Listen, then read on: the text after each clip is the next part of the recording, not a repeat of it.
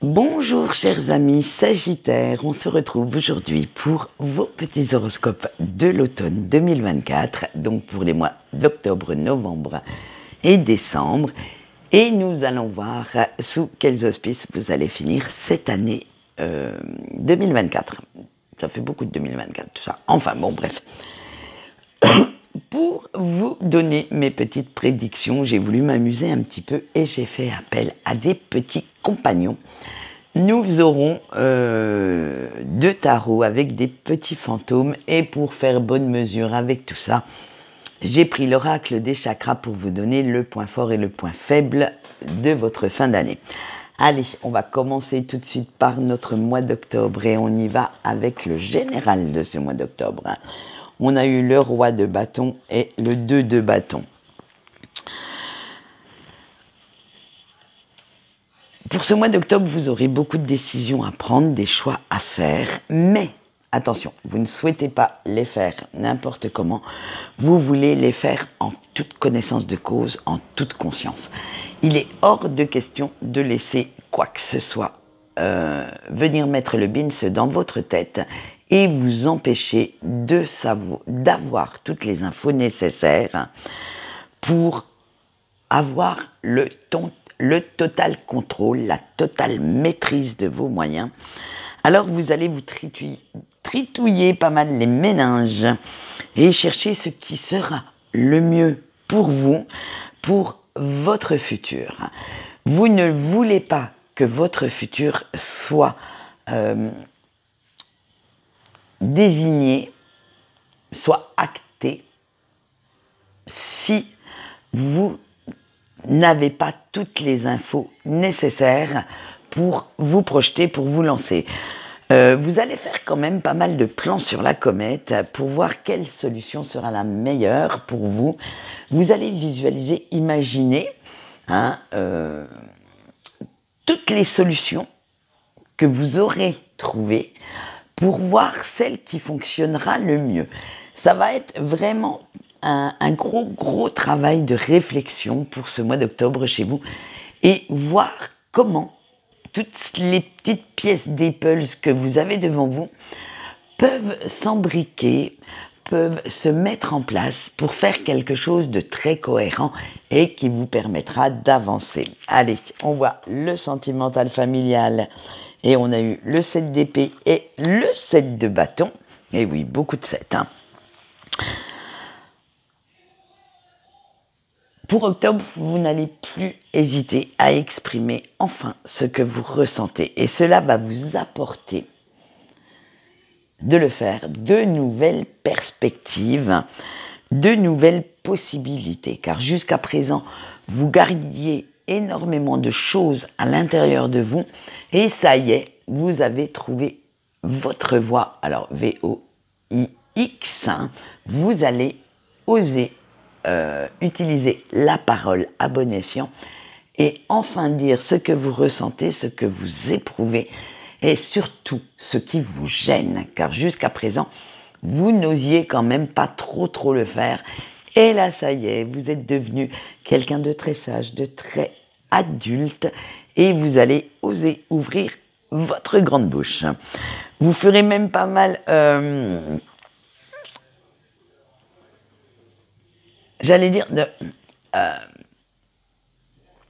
c'est comme si vous deveniez un petit peu plus sincère et comme vous savez exactement ce que vous voulez, comme on l'a vu dans le général, vous allez à la pêche aux infos pour avoir ce que vous voulez, et bien là ça va se ressentir aussi dans ce domaine-là. Vous oserez dire ce que vous voulez, ce que vous ne voulez plus subir. Et pas question de laisser les autres décider à votre place. Maintenant, il est temps de dire stop. Il est temps de dire aux autres, on arrête, je fixe les limites. Et si vous souhaitez les dépasser, il faudra quand même de très bons arguments.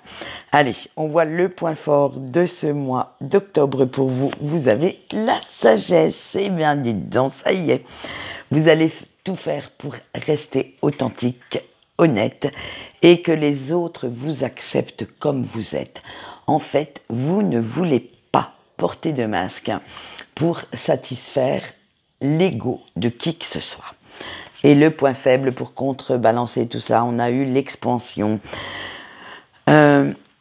Attention, parce que certaines personnes ont tendance à abuser un petit peu de votre gentillesse. Et du coup, comme vous croyez que tout le monde il est beau, tout le monde il est gentil, vous avez du mal à percevoir la toxicité de certaines personnes qui gravitent autour de vous. Alors, il serait bon, de temps en temps, d'arrêter d'être dans le monde des bisounours et des licornes et de voir vraiment le vrai visage de certaines personnes qui sont, je le répète, déjà autour de vous. Ce ne sont pas des nouvelles personnes, ce sont des personnes que vous connaissez, que vous côtoyez, peut-être pas quotidiennement, peut-être pas tous les jours, mais qui font partie de votre cercle proche, peut-être pas non plus intime, mais proche. Voilà, allez, on voit ce qui se passe pour le mois de novembre, pour le général, et on a eu le hiérophante et le 3 de coupe. Alors là, comme on a vu que vous aviez envie de réussir, eh bien justement, vous pensez un petit peu trop à votre réussite, à faire ce qui vous plaît, que vous allez passer pour une personne égoïste, imbue d'elle-même, qui ne pense qu'à satisfaire le moindre de ses désirs, le moindre de ses plaisirs. Et là, je ne parle pas seulement dans une chambre, mais dans la vie en général, dans tous les domaines, sans se préoccuper du bien-être de vos proches. Et oui, là, il va y avoir de la rébellion dans votre entourage parce que ils vont avoir tendance à penser que sorti de votre petite personne, eh bien, il n'y a pas grand-chose. Alors, il va falloir apprendre à communiquer sur vos différents projets, sur vos différentes actions, sur ce que vous avez envie de faire et apprendre à coopérer, à accepter les conseils de vos proches. En fait, ce n'est pas que vous êtes égoïste réellement avec ces cartes-là. Puisqu'on a vu qu'avec le 3 de coupe, vous êtes dans le partage, vous êtes dans l'euphorie de ces moments-là. Avec le hiérophante, vous réfléchissez comment partager, comment avancer. Mais comme vous semblez dans votre monde à vous, c'est pas que vous semblez, c'est que vous êtes carrément dans votre monde. Et du coup, les autres ne comprennent plus comme vous changez petit à petit. On a vu que vous devenez de plus en plus sage, de plus en plus mature. On va dire, les autres ne comprennent plus votre fonctionnement, votre façon de penser et auront un petit peu de mal, disons-le honnêtement, à s'adapter à cette nouvelle version de vous-même. Allez, on va voir ce qui se passe maintenant dans le sentimental familial et on a le 6 d'épée et le 3 de denier. Ça y est, la guérison a eu lieu et vous avez tourné le dos à votre passé. Vous avez envie de vous diriger vers un avenir d'un pas léger, avec du baume au cœur, avec le sourire aux lèvres et limite, on pourrait dire que comme notre petit fantôme qui est au-dessus, là, vous vous sentez pousser des ailes et vous comptez faire tout ce que vous voulez dans ce domaine familial, sentimental, parce que la réussite est à votre portée. En fait, vous allez partager de bons moments avec vos proches, mais en même temps, vous êtes un petit peu dans la retenue, à l'écart, tant que tout n'est pas ficelé comme il se doit. On voit le point fort du mois et vous avez eu l'addiction. Alors là, du coup, comme c'est un point fort, j'ai pris le contre-pied de cette carte. Et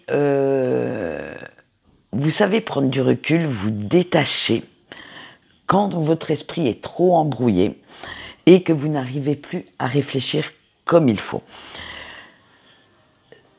C'est ce besoin d'éclaircir vos idées qui fait que vous savez prendre la hauteur nécessaire pour pouvoir trouver les solutions qu'il vous faut et progresser sur cette route.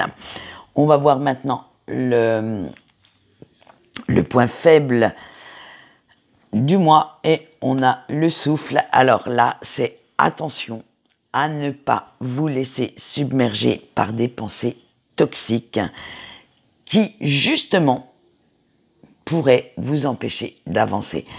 Vos deux points, le fort et le faible, sont complètement complémentaires pour ce mois de novembre.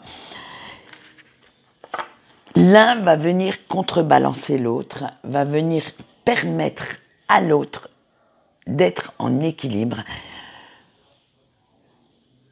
Ce recul, en fait, va vous faire comprendre que vos pensées toxiques n'ont pas besoin d'être présentes, n'ont pas besoin de vous arrêter non plus dans vos projets, parce que vous saurez surmonter les difficultés qui vont survenir là au milieu. Voilà ce qu'on peut dire. Maintenant, si j'arrive à rattraper les cartes, ça va mieux. Nous allons voir ce qui vous attend pour le dernier mois de l'année, pour ce mois de décembre. Et pour le général, on a le 3 de bâton et le fou.